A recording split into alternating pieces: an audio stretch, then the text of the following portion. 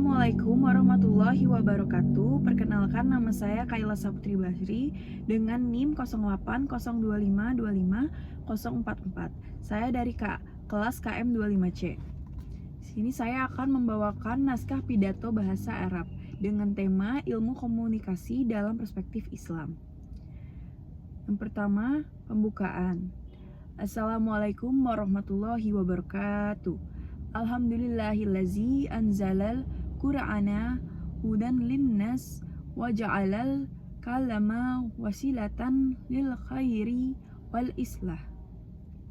Nahmaduhu wa nasta'inuhu wa nastaghfiruhu wa nusallimu ala nabiyyina Muhammad afdali man balaghar risallah bil hikmati wal ahlakil karimah. Dalam isi pidato yang akan saya bawakan, hadirin yang saya hormati, pada kesempatan ini saya akan menyampaikan pidato dengan tema ilmu komunikasi dalam perspektif Islam. Sebuah tema yang relevan dengan latar belakang keilmuan saya sebagai mahasiswa ilmu komunikasi, sekaligus memiliki keterkaitan yang erat dengan ajaran Islam.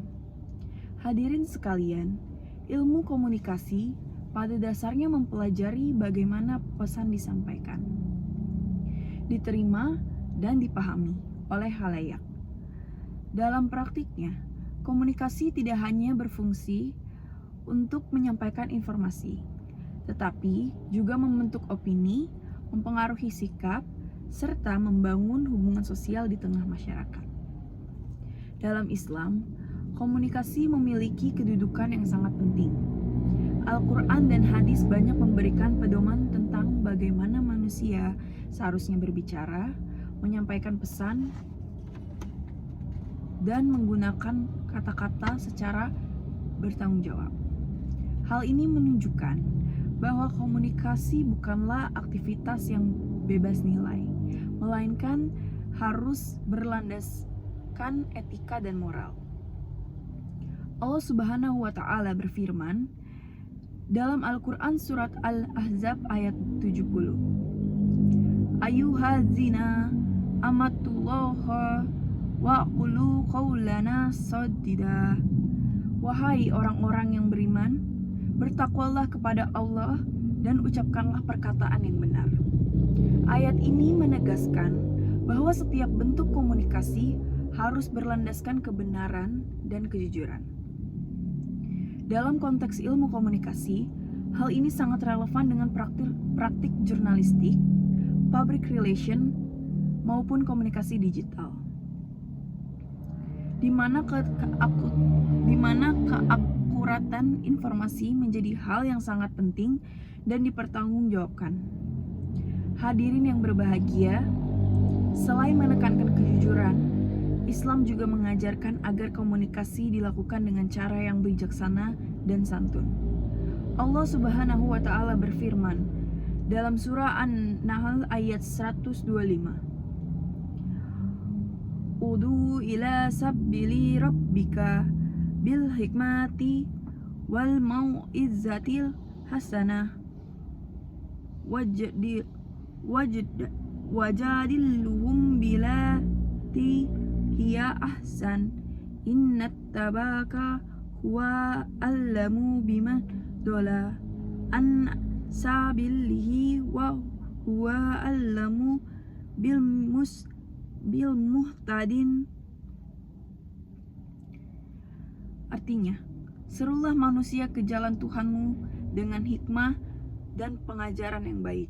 Sesungguhnya Tuhanmu, dialah yang paling tahu siapa yang sesat dari jalannya, dan dia pula yang paling tahu siapa yang mendapat petunjuk. Ayat ini mengajarkan bahwa menyampaikan pesan sebaiknya dilakukan dengan pendekatan yang persuasif, tidak kasar, serta menghargai perbedaan pendapat. Prinsip ini sejalan dengan konsep komunikasi persuasif dalam ilmu komunikasi yang menekankan pentingnya empati, dan pendekatan humanis dalam menyampaikan pesan. Rasulullah Shallallahu Alaihi Wasallam juga memberikan teladan dalam berkomunikasi. Dalam sebuah hadis, beliau bersabda, "Barang siapa yang beriman kepada Allah dan hari akhir, maka hendaklah ia berkata yang baik atau diam." Hadis Bukhari dan Muslim. Hadis ini menunjukkan bahwa setiap ucapan memiliki tanggung jawab dan moral. Dalam era media sosial saat ini, pesan dapat tersebar dengan sangat cepat. Oleh karena itu, sebagai mahasiswa ilmu komunikasi, kita dituntut untuk lebih bijak dalam berbicara dan menyebarkan informasi, agar tidak menimbulkan hoaks, fitnah, maupun konflik di masyarakat. Hadirin sekalian, dengan demikian, ilmu komunikasi dan nilai Islam memiliki hubungan yang sangat erat. Islam memberikan landasan etika, sementara ilmu komunikasi memberikan keterampilan teknis. Keduanya harus berjalan seimbang agar komunikasi yang kita lakukan tidak hanya efektif, tetapi juga membawa kebaikan dan kemaslahatan bagi umat. Marilah kita menjadikan Al-Quran dan Sunnah sebagai pedoman dalam berkomunikasi, agar ilmu yang kita pelajari tidak hanya bermanfaat di dunia, tapi juga bernilai ibadah di sisi Allah Subhanahu wa Ta'ala. Doa penutup. Allahumma dinna li ahsanil ahwali wal amal wa jannibna khaziba wal fitnata wa su'al kalam. Rabbana zidna ilman rafi'a waj'al manna puluhu wa nasma'uhu fi mizani hasanatina. Walhamdulillahi rabbil alamin. Wassalamualaikum warahmatullahi wabarakatuh.